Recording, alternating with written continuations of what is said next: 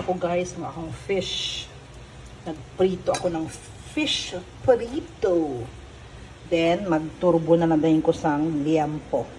Ako na siya i-turbo, ready na siya para ibutang ko na lang. Yan ang ulam ng mga bata ko ngayong gabi. Luto ko pizza roll. The third batch na yan. Tapos, gaturbo din ko pork belly. Pork belly.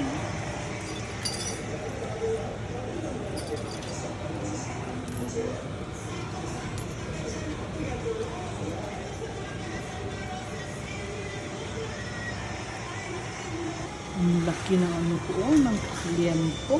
Ang cutting niya, ang lalaki. Dalawang ano lang yan, pero almost 1 kilo na yan.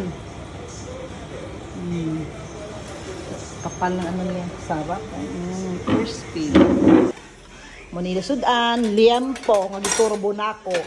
Ano siya kaya tawag ani? Pizza roll. Ang isda, yun ang ilang ulam. Wala na. Lami daw akong pizza roll, lami dili. Okay, very good. Oh, grabe nga. Dako kayo, oh wow. Gamay kayo.